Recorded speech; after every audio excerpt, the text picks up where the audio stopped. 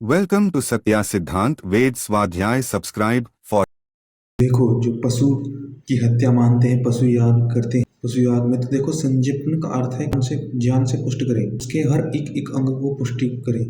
केवल बाहरी अंग पुष्ट होने से अगर उसके भीतर मृत्यु का भय है तो वास्तविक में उसको एक उत्तम शिक्षा ग्रहण करने वाला नहीं कहा जाएगा, ना उस शिक्षक को कहा जाएगा कि उसने उत्तम शिक्षा दी। क्योंकि आपको दूसरों को अंग जो बनाए हैं, दूसरों के प्राण देने वाले भी होने चाहिए कि संगठन के लिए प्राण भी देने को वह पीछे ना हटे। ऐसे उसके हष्ट-पुष्ट शरीर होने हैं, एक अंग भी न रह जाए उसके विचार से दूर। उसकी आँख, उसकी नाक, उसकी भुजाएं, उसके पैर, उसके कंधे उसके विचारों से पूर्णतः अलग ना हो, उसके विचार हमेशा हावी रहे। उसके ये अंग अवयव बड़े फूले बढ़े पर वह होगा ज्ञान के बल पर। ते खाली नहीं रहना चाहिए। उसके अंग तो पुष्ट हो गए, परंतु उसके विचार भी तो पुष्ट होने चाहिए। उसकी आवश्यकता है तो साथ साथ जो चाहता है वह भी पुष्ट होना चाहिए। उसको चलने देना चाहिए। उसके अंग बालक को स्नातक बनाना है, विद्या अर्जन करनी है, वो अभी नादान है। अर्थात उसको ऐसा करते हैं उसके कि अंग के विषय में शिक्षा देते हैं कि अंग का दुरुपयोग भविष्य में न करे, इसलिए प्रायश्चित आता है। प्रायश्चित शब्द इस पशु या प्रकरण में सतपथ में परिपुष्ट करके शुद्ध कर देते हैं, जिससे कि शुद्ध शिक्षा ग्रहण करता है। जैसे कि पशु से शिक्षा भी ग्रहण कर लेता है और स्वयं शुद्ध होकर के जीवन को उपयोग व्यवहार में आवश्यकता विचारों को उन्नत करता है।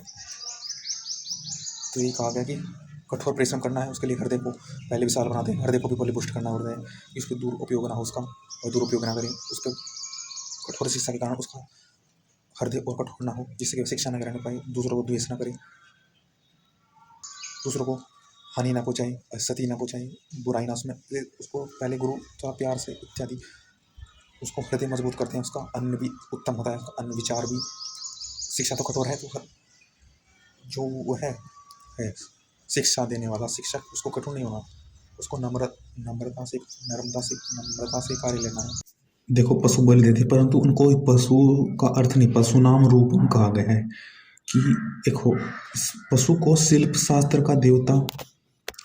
देखो, प्रकरण है कि जिस प्रकरण में जिस पशु का देवता कहा गया है उससे वह गुण ग्रहण करके पशु पुष्टि शतपथ ब्राह्मण भी करता है कि क्षत्रिय घोड़ों से शक्तिशाली होने के लिए, वैश्य और शूद्र क्योंकि वह अल्प आहार में परिश्रम ज़्यादा करता है, और ब्राह्मण का बकरा है विनित। एक तरह से ब्राह्मण का उनका रूप देखो बकरे का कि वह विनित है, दया भाव से रहता है, विनित भाव से। जैसे कि बकरे का मुख देखते हैं तो रूप कहा गया है कि पशुनाम रूपम, कि पशु से उनका रूप ग्रहण करके उसका उपभोग करूं। एक मंत्र है, प्रमाण है यजुर्वेद में, मनस है काम आकुति वाचम सत्यमसीह। मन से कामना करूं, वाणी से सत्य बोलूं। पशुनाम रूपम अन्यस्य रसो, और अन्न का रस प्राप्त करूं। और पशुओं से रूप अर्थात शतपथ ब्राह्मण में कहा क्या है, त्वष्टु ही पशयः पशवः, त्वष्टा वात्सल्य है, त्वष्टा वात्सल्य, वात्सल्य अर्थात प्रेम।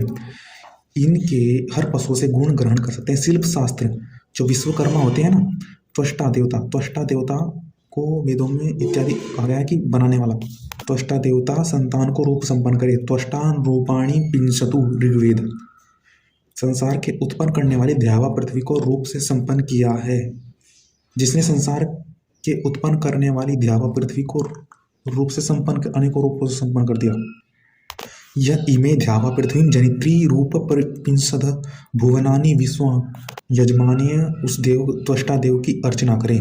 जैसे कि एक मंत्र है कि पल्लवो अर्थात पल्लव, एक तरह से कुछ होते हैं जो बत्तख तैरती हैं, कुछ डूब के निकलते हैं, तो उनको देख देख के संसार के जो विभिन्न रूप हैं उनसे उपयोग, या मछली हो मत्स्य, तो ये रूप कहा गया है।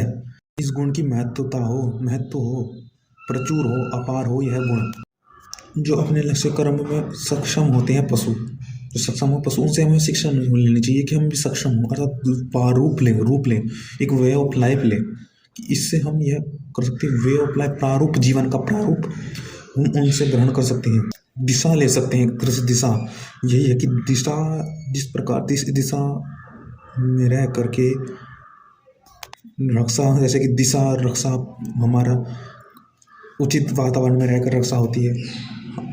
रक्षा उन्नति करने के लिए रक्षा आवश्यक है, इसीलिए विश्वकर्मा आदि रक्षा हमारे कार्य को तीव्र गति से आगे बढ़ाने के लिए, उन कार्य को आसान करने के लिए, सुख बढ़ाने के लिए, ये तो यह विश्वकर्मा होता है। अर्थात यह शिल्प विद्या होती है जिससे कि सुख बढ़ सके। तो विश्व जो भी हमारे जितने भी साधन हैं उनका उपयोग कर से उनसे प्रारूप ही तो मिलता है, उनसे लक्ष्य तो मिलता है ना। तो जितने भी तो यही है कि देखो, शिल्प और रूप पर्यायवाची शब्द है। ऋक् साम्यो शिल्प स्थे, यजुर्वेद में भी है ऋक् साम्यो शिल्पे इति द्वे प्रतिरूपम, जो प्रतिरूप मिलता है हमें। तो शिल्प का अर्थ प्रतिरूप है। तो इसलिए निष्कर्ष यही है कि त्वष्टा रूप उत्पन्न करने वाला है, पशु त्वष्टा देवता के हैं, प्रतिरूप का नाम शिल्प है। त्वष्टा का पौराणिक नाम विश्वकर्मा भी है, जो पुराणों में देवता का शिल्पी बताया गया है, और पशुओं को त्वष्टा देवता के लिए कहा गया है।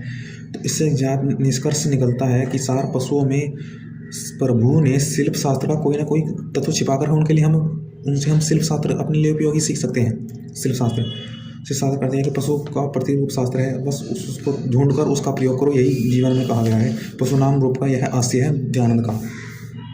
इसलिए समीक्षा प्रश्न उठता है कि अंतर संस्कार में यही कि मंत्र है इसका, वो है कि अपने मन से यथार्थ काम करूँ, यथार्थ काम ना करूँ। तो उनकी एक है, उनकी जीव शुद्ध हो, उनकी सबकी शुद्ध करनी है। कहते हैं कि इनकी बलि दे रहे हैं, अर्थ नहीं होता उनकी जीव दे रहे हैं, उनका नाक, उनकी सब शुद्ध करना है। नासिका शुद्ध हो, जीव शुद्ध हो, सदा सत्य ही बोलूँ, झूठ नहीं बोलूँ।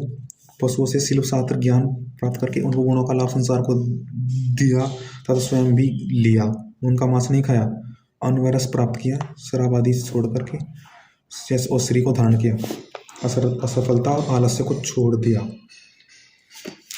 को त्याग दिया। यही है इसका अर्थ।